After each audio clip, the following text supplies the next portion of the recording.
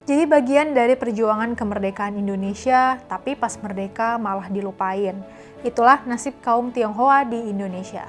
Baru-baru ini sejarah ini diangkat lagi sama sejarawan Asmi Abu Bakar lewat akun Instagramnya @asmiabubakar12. Dia mengungkap fakta mengejutkan. Kaum Tionghoa ternyata punya andil besar dalam perjuangan kemerdekaan RI. Orang-orang Tionghoa melakukan perlawanan, berperang melawan penjajah Belanda di berbagai daerah, ucap Asmi. Selain itu, Asmi juga ungkit tokoh Tionghoa Lim Kon Hian yang berjasa karena membuat partai bernama Partai Tionghoa Indonesia atau PTI. PTI didirikan tahun 1932 di Surabaya, 4 tahun setelah Sumpah Pemuda. Asmi bahkan nampilin kartu anggota PTI, bukti bahwa kaum Tionghoa udah mikirin soal identitas kebangsaan jauh sebelum Indonesia merdeka. Dia lanjut cerita soal PTI yang punya jajaran pemimpin lain seperti Chow Chi Liang dan Ko Kwak Siong. Tapi sayangnya, partai ini dibubarin Jepang tahun 1942. Dari awal video, sebenarnya Asmi udah tahu kalau fakta kayak gini tuh nggak mudah diterima netizen.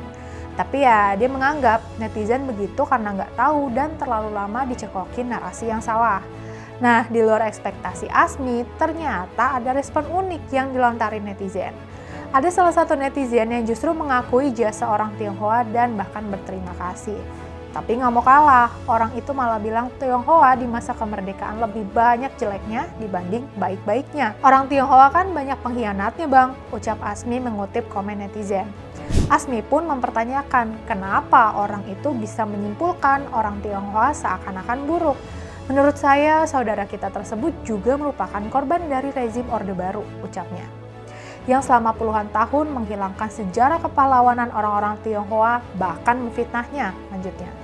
Orang yang waras kalau dengar fakta ini tuh pasti sedih banget ya. Di era Orde Baru, narasi sejarah yang beredar emang udah dipoles sedemikian rupa. Identitas Tionghoa ditekan, budaya mereka dilarang, dan sejarah kontribusi mereka dihapus dari buku pelajaran. Bahkan menyebut kata Tionghoa aja dilarang, yang boleh cuma Cina, dan itu pun dengan nada merendahkan. Padahal banyak tokoh Tionghoa yang benar-benar berjuang buat Indonesia. Selain Lim Kon Hian yang disebut Asmi, ada So Chien Huat, seorang dokter yang gabung Laskar Rakyat dan gugur pas membela kemerdekaan. Lalu ada John Lee, laksamana muda TNI yang nyelundupin senjata buat Republik pas agresi militer Belanda. Bayangin, dia ngelakuin itu demi Republik Indonesia. Padahal bisa aja dia memilih zona yang aman.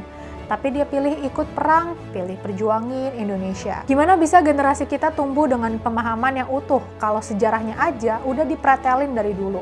Yang diangkat cuma tokoh dari kalangan tertentu, seolah perjuangan cuma milik segelintir orang.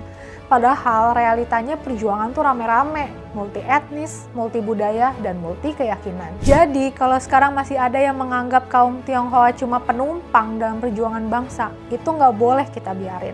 Ngangkat lagi sejarah kaum Tionghoa bukan berarti kita naikin satu etnis dan nurunin yang lain, tapi justru buat nunjukin bahwa Indonesia ini dibangun bareng-bareng, dari Sabang sampai Merauke, dari yang mayoritas sampai minoritas.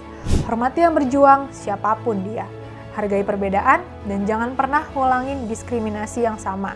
Yuk, stop mikir dan lihat sejarah pakai kacamata Orde Baru.